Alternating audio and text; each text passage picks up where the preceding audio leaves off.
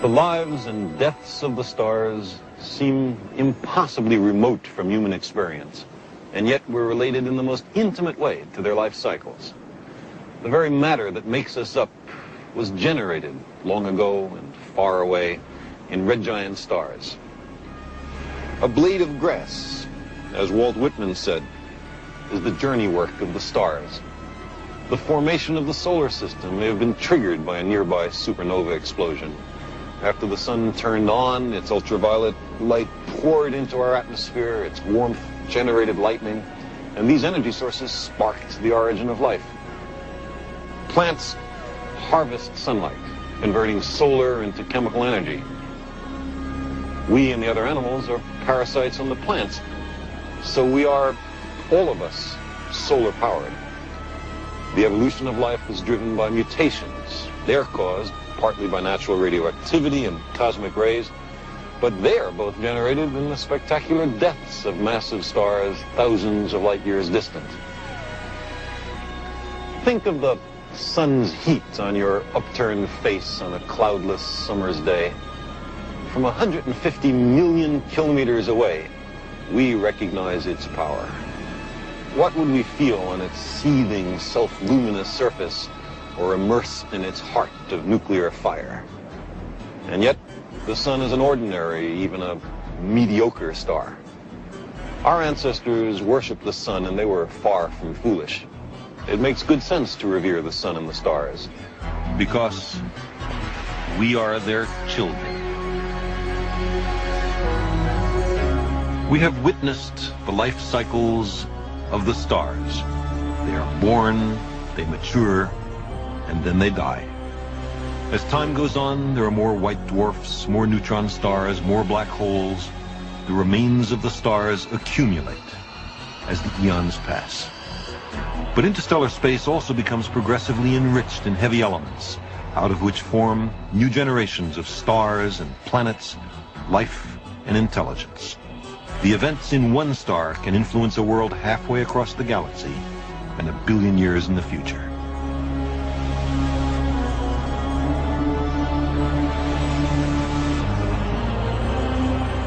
The vast interstellar clouds of gas and dust are stellar nurseries. Here first begins the inexorable gravitational collapse, which dominates the lives of the stars. Massive suns may evolve through the red giant stage in only millions of years, dying young, never leaving the cloud in which they were born. Other suns, longer-lived, wander out of the nursery.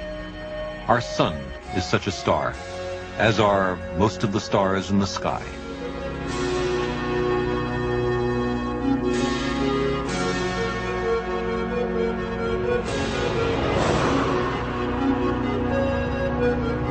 Most stars are members of double or multiple star systems and live to process their nuclear fuel over billions of years.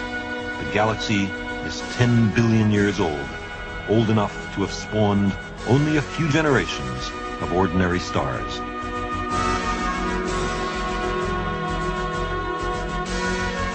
The objects we encounter in a voyage through the Milky Way are stages in the life cycle of the stars. Some are bright and new, and others are as ancient as the galaxy itself.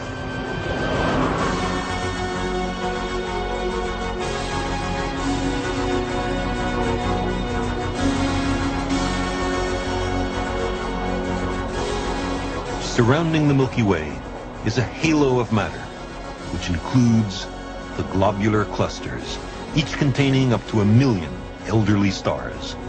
At the centers of globular clusters and at the core of the galaxy, there may be massive black holes ticking and purring, the subject of future exploration.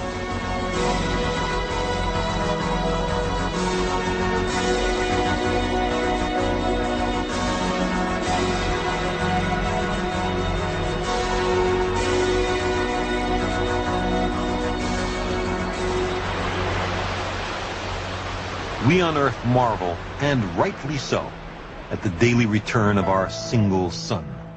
But from a planet orbiting a star in a distant globular cluster, a still more glorious dawn awaits. Not a sunrise, but a galaxy rise, a morning filled with 400 billion suns, the rising of the Milky Way. An enormous spiral form with collapsing gas clouds, condensing planetary systems, luminous supergiants, stable middle-aged stars, red giants, white dwarfs, planetary nebulas, supernovas, neutron stars, pulsars, black holes, and, there is every reason to think, other exotic objects that we have not yet discovered. From such a world, high above the disk of the Milky Way, it would be clear, as it is beginning to be clear on our world, that we are made by the atoms and the stars, that our matter and our form are determined by the cosmos of which we are a part.